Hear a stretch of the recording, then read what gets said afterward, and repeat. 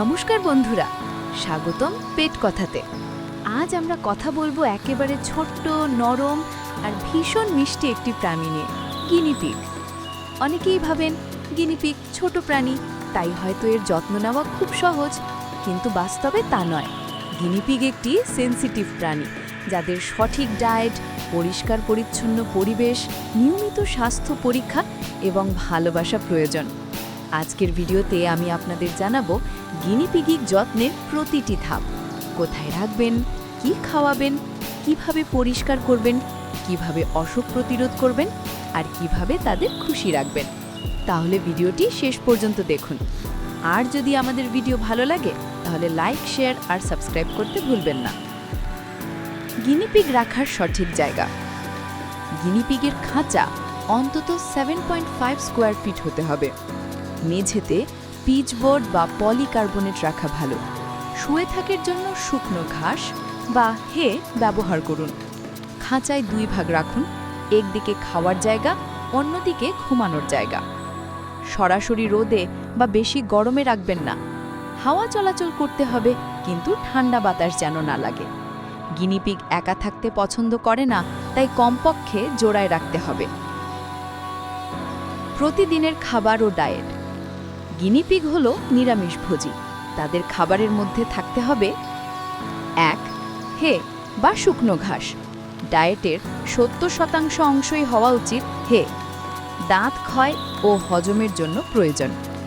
2. তাজা সবজি। প্রতিদিন অন্তত 1 কাপ শাকসবজি, গাজর, শসা, বেল পেপার, পালং, broccoli. 3.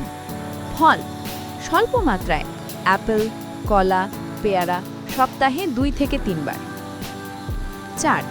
Vitamin C supplement. Guinea pig নিজের শরীরে ভিটামিন সি তৈরি করতে পারে না। বেল পেপার, কমলা লেবু, পাতাকপি বা ভিটামিন সি ট্যাবলেট দিতে হবে। যেসব খাবার দেবেন না: আলু, টমেটো পাতা, পেঁয়াজ, রসুন, চকলেট, দুধ।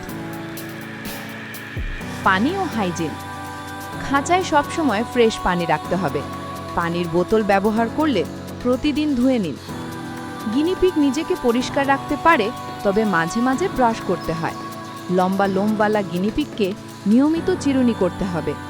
খাঁচা প্রতিদিন পরিষ্কার, সপ্তাহে 1 বার গভীর পরিষ্কার। স্বাস্থ্য পরিচর্যা। বছরে অন্তত 1 বার ভেট ডাক্তারকে দেখাতে হবে। দাঁত সব সময় বাড়ে, তাই কাঠ চিবানোর ব্যবস্থা করুন। সাধারণ অসুখ: স্কারভি বা ভিটামিন সি এর অভাব, শ্বাসকষ্ট বা কাশি, ডায়রিয়া, ফাঙ্গাল ইনফেকশন। অসুখের লক্ষণ: খাওয়া বন্ধ, চোখ দিয়ে পানি পড়া, নিস্তেজ হয়ে থাকা। ভ্যাকসিনেশন ও নিয়মিত চেকআপ জরুরি। ব্যায়াম ও খেলার প্রয়োজন। প্রতিদিন অন্তত 1 ঘন্টা খাঁচার বাইরে খেলতে দিন। খেলনা দিন: টানেল, ছোট বল, চিউ টয়েস। পপকর্নিং বা খুশি হলে লাফানো গিনিপিগের মানসিক স্বাস্থ্যের পরিচয়। খেলার মাধ্যমে বন্ডিং বাড়ে।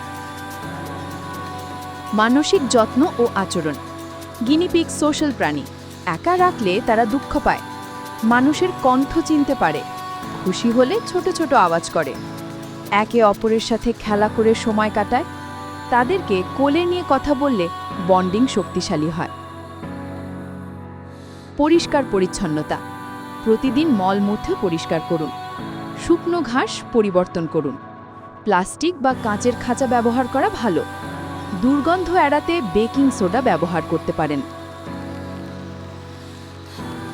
বন্ধুরা, আজকের ভিডিওতে আমরা শিখলাম কিভাবে আপনার ছোট্ট গিনিপিগকে সঠিকভাবে যত্ন নিতে হয়।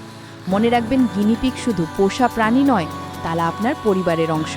তাদের ভালোবাসা, খাবার, খেলা এবং যত্নই তাদের দীর্ঘ ও সুস্থ জীবন দেয়। যদি ভিডিওটি ভালো লেগে থাকে তাহলে লাইক দিন, শেয়ার করুন আর চ্যানেলটি সাবস্ক্রাইব করতে ভুলবেন না। আবার দেখা হবে পেট কথার নতুন ভিডিওতে। ততদিন পর্যন্ত ভালো থাকুন আর আপনার গিনিপিগকে ভালোবাসুন।